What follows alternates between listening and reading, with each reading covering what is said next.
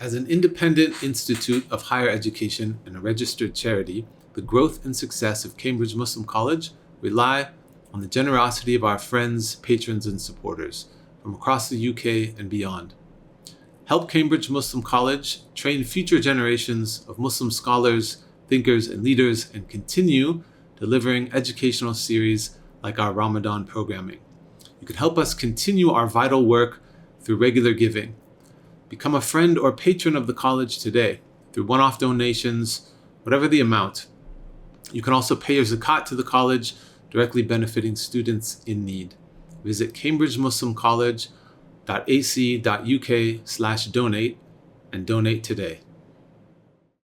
Bismillah ar-Rahman ar-Rahim. Assalamu alaikum wa rahmatullahi wa barakatuh. My name is Abdallah Rothman. Welcome to the second session of Faithful Wellbeing, where we're exploring how taqwa is related to our well-being, psychologically, spiritually, emotionally.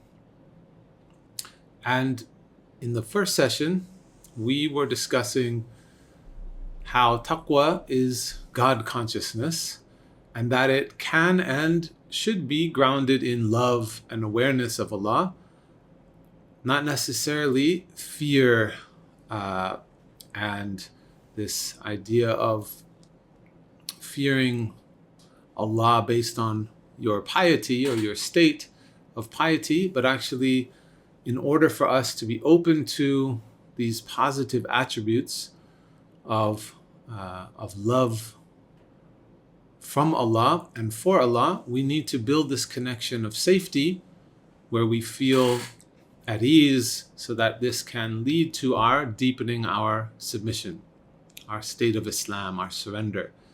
And that if we're constricted from fear, we tend to hold back. Whereas if we feel safe and we feel access to this loving creator, that it opens our heart and our willingness and ability to be safe, and it impacts our well-being in the sense of our state. Our state of being is more calm, it's more expansive, and being willing to do this work of holding ourselves accountable, changing, but we're changing because we have this connection to this loving creator. And so today, we want to explore how we can develop this type of taqwa that includes this full spectrum of consciousness of Allah, that's not just limited to fear of punishment, but it includes the love of Allah. And so it may be difficult for people to feel and connect with this love, this al-wadud, or this experience of Allah as being loving, if they have not had this as a tangible experience.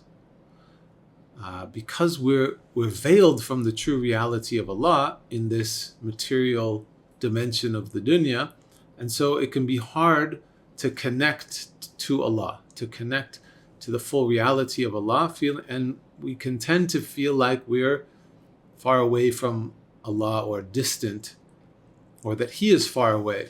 And this often can be the case when we don't have this idea of Allah as being a reality that we can experience, that is available to us in our present lives, and we have a distant sort of theoretical notion of what we believe Allah to be. And the reality is that as human beings, we're more able to experience Allah through His attributes. And these are represented in the Asma al-Husna, the 99 names. And these names of Allah are aspects of His qualities that we're able to experience in specific experiences, like Ar-Rahman, the merciful, Ar-Rahim, the compassionate, Al-Wadud, the loving, and things that are more even severe and Jalali. And so we can experience these attributes through people. And oftentimes this is our easiest way to connect to these attributes is through people, but we can also experience them through Allah's creation. We tend to, we can, Allah is constantly telling us to look to to nature and to see the signs of His omnipotence in nature. And we can see these attributes. But because we're human beings and because we are stuck in this human condition and this human experience, it's oftentimes much easier for us to experience God's attributes through human beings. And this is exactly why Allah sends to us the prophets. And because they are embodied humans that are carrying this message and able to bring us as a mediator and a connection to Allah subhanahu wa ta'ala. And so in the Prophet Muhammad sallallahu alaihi wasallam, we have the closest taste of Allah's attributes, because the Prophet ﷺ was a clear reflection of Allah's mercy and love. For example, he embodied all these different attributes in the way that a human being can. There are certain things that are beyond what can be seen in humans, but there can be embodied aspects of these qualities. And so the Prophet ﷺ is a mediator for us to Allah, because it is much easier for us to relate and to follow a human being that is not only like us, but ideally somebody that is in front of us, that we engage with, that we're impacted by. And we can experience these divine qualities in human form, giving us a tangible, embodied example to connect with from our human position. And we hear reports of people. This is why the hadith is so important in our tradition, is that we have these direct reports from people who were around the Prophet.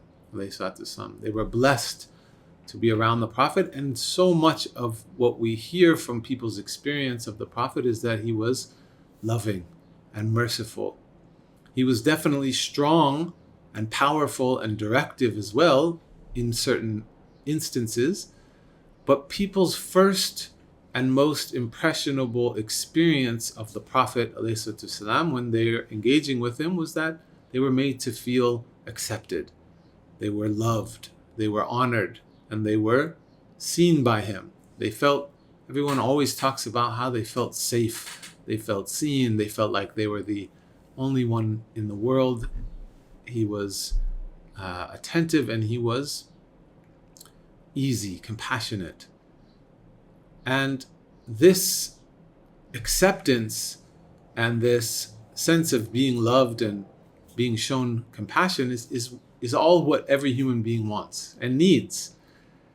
And that's what Allah is primarily for us. And this is why the Prophet's character was like this, because he's reflecting the reality of our Creator.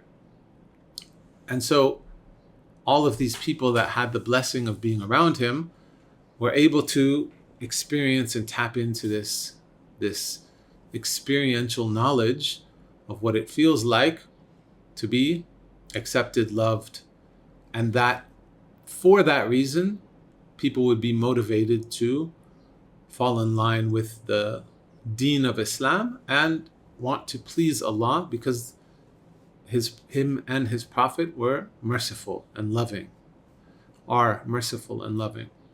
But given that now, for us, many generations away, we're removed from that experience of being physically around the Prophet ﷺ and getting to have that experiential knowledge of a human embodiment of this. And so we're left, most of us, left reading about his ways of being, studying the seerah and the shama'il to understand what he did, what are his ways, what were his attributes, his qualities. And we have the tool of doing salawat to call upon the Prophet's spirit and connect to him, because he still functions as our mediator to Allah. This hasn't changed. The Prophet still has this position, and he still has a role in our lives to connect to him, to be able to connect to Allah, because it is difficult for us to connect directly to Allah, because Allah is vast and is beyond and is not embodied in any one form. And so there is this more relatable human aspect in the Prophet ﷺ that helps us connect to Allah subhanahu wa ta'ala. But so for many of us who either don't spend as much time connecting to the Prophet through salawat or through reading the seerah and really trying to make that connection, or if we haven't had the blessing of being in the company of those who are part of his lineage and who resemble his character, which is, as we said, primarily loving and merciful, then we often have a difficult time connecting to the reality of that positive, loving aspect of Allah as reflected in people of Allah. We are very impacted as human beings by those that we're around, especially in our formative years, when we become the people who are caring for us, become the template of our relationship to Allah, our connection to Allah. Because we are miskin as children, we are reliant on our caretakers, and we stay with this experience of ourselves as separate, and we're reliant on our caretakers. And so this starts to shape our relationship with Allah, even if our caretakers aren't the ones teaching us about Islam. As children, we're imprinted by those who care for us in a way that the notion of Allah is experienced through the ones that are providing our needs, right? And so when we don't have the conscious awareness that Allah is the one providing our needs, which is the full picture of the truth, then we stay with the sabab, the vehicle with which we receive our needs from Allah through other people. And so the people that, and so we're impacted by the people who are caring for us, but also in our lives, we know that we're very impressionable. We become like those who we keep company of. Our hearts and our minds are influenced, and they shape our conceptualization of our place in this world and our place with Allah, relationship to Allah. And so even more so, those who have taught us Islam sort of by de facto become the representative of or mediator between us and Allah, which shapes both our relationship to Islam and our relationship to our Creator. And this can have a very big impact on our aqidah, who we understand Allah to be, and how we formulate our sense of taqwa. So if taqwa is God consciousness, our conception and perception of God is going to be impacted of what we're conscious of. If we have a skewed vision of who Allah is, then what are we being conscious of? Are we truly able to be conscious of Allah in His reality if we haven't actually experienced that through experience and through reliable sources of being representatives and mediating these attributes and qualities? And so rather than having taqwa, truly, rather than being God conscious in reality, we may be conscious of this skewed picture of Allah, which is then impacted by our sort of orientation to fear, for taqwa being fear and constriction and feeling like it's all about being judged, because that may be how it was represented to us. And it may be that this jalali aspects, the severity, was put more emphasis on, even though in the Quran itself there's more emphasis on mercy. But we may not have experienced that picture, and so this is ultimately going to impact our taqwa and our relationship with Allah. And this is why our own development and our own psychology is so intertwined with our spiritual state. They're not just separate things. It's not like we can only just sort this out by increasing our knowledge of theology, but that we are impressionable in a state of our being, and our heart is impacted by these things. And so if we then don't have these experiences, either ideally directly experiencing the Prophet, which none of us in our lifetime have the experience of directly, or not being able to be around the people that have been around the Prophet and have the character, then when we try to make that up by only purely through intellectual study of Aqidah, or of trying to understand these theological abstract notions of who Allah is and our relationship with what we're being God conscious of, how we build that taqwa, then we're not necessarily addressing or healing these sort of emotional, psychological impact that has impacted our relationship to Allah and has developed this template. And so this needs to be addressed not only through study and knowledge in this way, but actually this experiential knowledge that rests in our being. And so we need to heal the experience that we've had of Allah or of people who have been representatives of God, that maybe we're not holding that in the most pure way. We need to heal that experience through experience, right? So if we experienced severity, not feeling accepted, not feeling been given compassion, and that was a visceral experiential thing with a human being, we need to correct that experientially. It's not only going to be, we cannot rely completely on rational proofs of God. This is important. This is a huge part of our tradition, ta'lim, of learning, but there's also tarbiyah. And the tarbiyah is not just, it's the emotional, psychological development, which oftentimes means uncovering things internally and getting at this experiential knowledge. And so when we do only rely on this rational proof understanding of Allah, there can be this creating a distance and sort of a limited conceptual idea of Allah.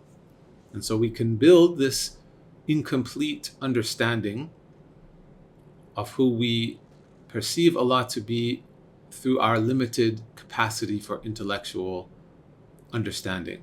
And so this can create this distant conceptual relationship.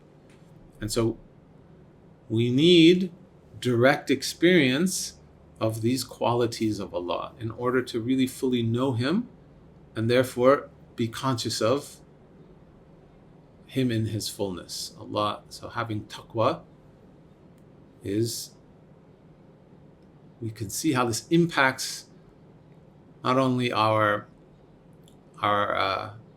relative state of Islam, but also this is going to be impacting our well-being, because a lot of how we develop these relationships is from early relationships in our life. And so if we can develop ways of experiencing these things that we didn't get, then this, inshallah, can develop the love that allows us to then submit to Him, right? Remember we talked about last time how it becomes, it's difficult to be in a state of submission and surrender and giving over if we don't feel safe and accepted. And so there's this constriction that causes anxiety, and it causes being not in equilibrium and balance. Whereas if we feel safe, then we're able to open more and be in this state of submission. And so we need to experience Allah's qualities through presence, either by being in the presence of those whose character are like that of the Prophet, to have that direct suhbah of experience so that it can impact our heart, so this presence with others, or by practicing to cultivate presence in the heart and to access the presence with Allah, so that we can ultimately be in submission to Allah. And so this first type of presence, being in the presence of those who are with Allah, the inheritors of the prophets. So we know that the scholars are the inheritors of the prophets, but these aren't just, when we're acknowledging these people who have this station of being inheritors of the prophets, this isn't just people who memorize texts and can explain the theological conceptualization of knowledge. But the true inheritors are those who embody this Nur Muhammad, this Muhammadan light, the qualities and the character and the essence and the beauty of his being, which emanates from somebody who has true knowledge. And so this knowledge is not just, it is usually they go together, but they don't always, one doesn't always have both. And so, meaning they can have the knowledge of the tradition and study, but they also have experiential knowledge of Allah. And that this experiential knowledge allows them to emanate love, similar to how the Prophet did. Never will be at the same level, but there is a sense of this emanating the character of the Prophet ﷺ, not just being able to say the hadith by memorization, but actually to be living embodiments. Just like the Prophet ﷺ was the walking Quran, to be around people that emulate his character. And so we should seek these people out and know that suhbah, being in the presence of those, being in physical proximity with those who know, who are knowers of Allah and friends of Allah, is really an integral part of receiving traditional knowledge. And this is the tarbiyah aspect of traditional Islamic knowledge, because this heals the relationships that we may have had with others where we didn't feel these beautiful qualities held in the right way, and this impacted our hearts. You know, there's a lot of people don't have the high station of these people, and they don't hold relationships in the right way, and yet all of us were taken care of by human beings that may not have been at this state, and it impacted not only our development, our psychological development, and therefore our well-being, but it impacts our relationship with Allah. And so these people, just by being in their presence, you can come to know Allah. Not necessarily by taking intellectual knowledge from them alone, but actually there's this transmission that happens through experience because it's impacting our heart. And then, this is the ideal is to be able to have access to these people and spend time with them. But unfortunately, these type of people in this station are becoming more and more rare in our times. They still do exist, and we should seek them out and ask Allah to guide us to them. But it is rare that people have the opportunity and ability to spend much time with them. And so, if and when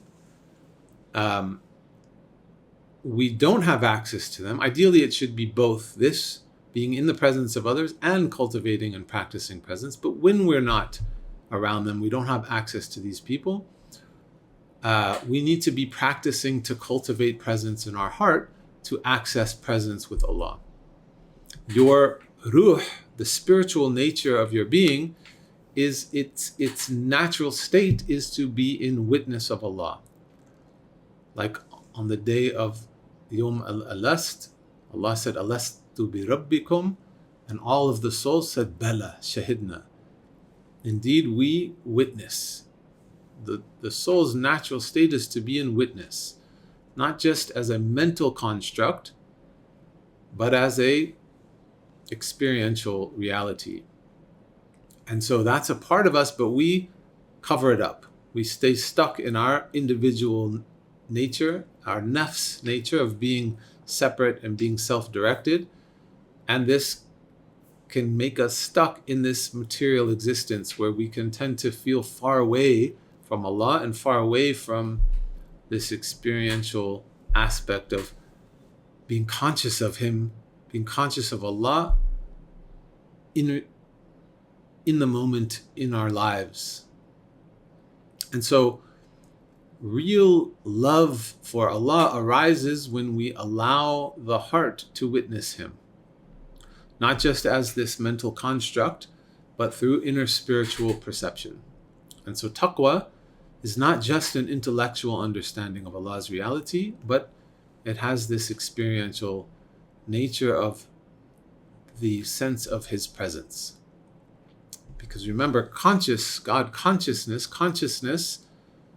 has an aspect to it that is perception of the heart, not just of the mind. This is how the Islamic conception of the psychology of the human being is not that we are our thoughts, but that our heart has is a spiritual entity that has a direct connection to Allah, and that the heart actually can perceive. The heart, when it is purified, can perceive things as they are. And so being present, being in hudur, in presence, is this cultivating this ability to be fully aware of Allah's presence in our life, and that He is with us, that He is near to us. That not this concept that He is out there, far away, or in theory. And so when our understanding of Allah is from this sort of removed theological notion of a conceptual God, or that this God is a God that should be feared so much that we're afraid of His presence, makes us feel far from Him. We don't want to be near something that we fear. And so this affects our ability to stay in a state of taqwa. When our lives are here, we are in the dunya, we are in this place where Allah is veiled from us. And so it's easier to stay with what is close to us, the people that are around us, and we become impacted by the people, and we stay with what is tangible. But Allah is not distant, and we don't want to be distant from Him. This is why the increasing of taqwa is not just about increasing our behaviors of piety, but actually our awareness of and witnessing of Allah's presence in our life. And Allah says about Himself, فَإِنَّ قَرِيب, I am near. Indeed, I am near. And Allah subhanahu wa ta'ala asks us to develop a relationship with Him. He says, call upon me and I will answer. This is being in direct relationship. Calling upon Allah is recognizing that He is responsive. Not just calling out to the distance as if you were writing a letter, putting it in a bottle and dropping it in the ocean and not knowing if it's going to get somewhere. But Allah is saying, call upon me and I will answer. Meaning, I will hear you, and I know, and I will, and I am an active part in your life. And that you have to develop a relationship with Him. And so, in order to develop a relationship, we have to accept that Allah is near, that Allah is present. This is what He's telling us. And so presence, this practice of cultivating presence, is about fully being here in our being, connected to our spiritual nature, and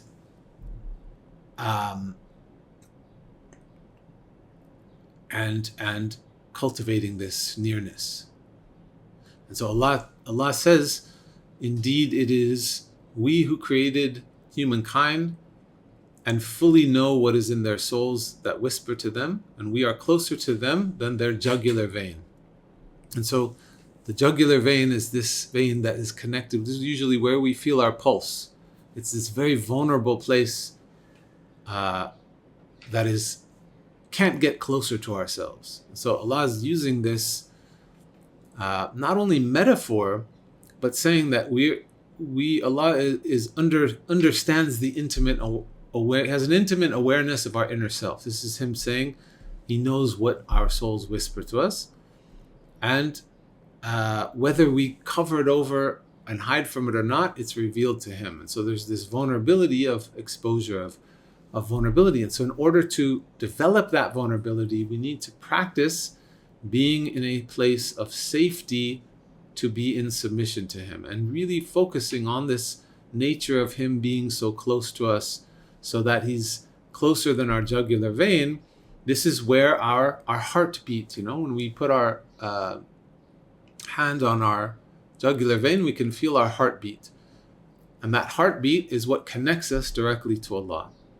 And so when we take some time to be present in ourself and present in the center of ourself, which is our heart, this is how we can sense Allah's presence and not only increase our taqwa, but also increase our well-being in a state of relaxation. And so we know today that mindfulness practices are very popular, and there's tons of research that shows that mindfulness, practicing coming into presence, has a big impact on reducing anxiety and depression. It's good for our overall well-being. There's tons of research on this now. And that's in a secular world of psychology, of studying this, that's even without being connected to Allah or surrender, there is an impact of coming into a state of calm, coming into a state of presence impacts our well-being. But Islamic contemplation or Islamic practices of presence, like muraqabah, which means watchfulness, where watchfulness, because Allah is ar-raqib, the one who sees, watches us. So we are witness to him. He is witness to us. And so when we do these practices, it's much more than just about calming. It's about opening our heart to be present with Allah, to increase our taqwa and increase our afiyah, our state of being at ease and in a place of balance, because this is the nature of our being, is to be in witness of Allah. And so the end of Islamic practices of contemplation is not just to be present to presence, but to be present to Allah, present with the self, so that we can be present to Allah, so that we can be in submission to Allah. This is the idea, this is the goal of anything, to surrender. And so by developing our ability to be in this place of presence and safety with Allah and His mercy, this is how we can deepen our surrender. And so this is something that we need to cultivate, we need to practice, we need to develop. Allah says, surely in the remembrance of Allah do hearts find rest. And so by doing this dhikr of the heart, not just of the mind, but bringing it into the heart, we're bringing in a remembrance of Allah into this physical being of ours, not just staying with cognition that makes us feel distant, and oftentimes we can get caught up, but actually bringing all of this down into the heart, that is the center of our being, where our heart knows Allah. Our heart has the ability to perceive the reality of Allah, not just what our nafs and our mind, our aql, has this limited capacity of understanding, which is also impacted by our relationships and our experience. But what we can do is tap into the part of ourselves that is transcendent of all of this dunya, and being able to connect directly with Allah's reality rather than what we think that we know of Allah, or our limited understanding for intellectual capacity to fathom Allah. But it's using our heart's ability to perceive. This practice will not only increase your taqwa and increase your well-being, but it also helps to give you khushu in your salah. It helps you to connect when you're reading Quran, to actually do tadabbur, where you're contemplating on the meanings of the Quran and letting that come into your heart, not just be on your tongue, but to be opening your heart. And this is how we build taqwa. And it's synonymous with building our afiyah. And so if you want to find out more about cultivating presence and developing these practices, I have a lot of other material, courses on this that you can find in my work in Dar al-Shifa, daralshifa.com. We have courses on how to cultivate presence and how to do this with guidance and direction from the Islamic tradition. There's all kinds of tools in this practice that come from our tradition, and it's really essential for integrating our sense of self and our afia, our well-being, that involves not only our physical health, our emotional health, and our psychological health in this dunya, but also our spiritual health in the akhirah. And so next session, we are going to be talking about how living with the akhirah is really fundamental, not only to understanding building taqwa, but how this impacts our relationship to ourselves and our life, and aligning ourselves, focusing on developing our character and this process of purification of the heart to increase our taqwa and increase our well-being, inshallah. So I thank you for joining me, and I look forward to being with you again in our next session. Assalamu alaikum wa rahmatullahi wa barakatuh. Ramadan provides us with an invaluable opportunity to increase our piety, our God consciousness. It is also an opportune time to give generously in charity. As an independent institution of higher education and a registered charity, our work relies on the generosity of individuals like you. During this blessed month, we ask you to support Cambridge Muslim College. You can do so through regular giving, by becoming a friend or patron, or one-off donations, whatever the amount. This Ramadan, our goal is to make 10,000 new friends. Head to the donate page on our website, become a friend for as little as £5 a month, and help us continue delivering educational programs like this for the wider community, training the next generation of Muslim scholars, thinkers, and leaders.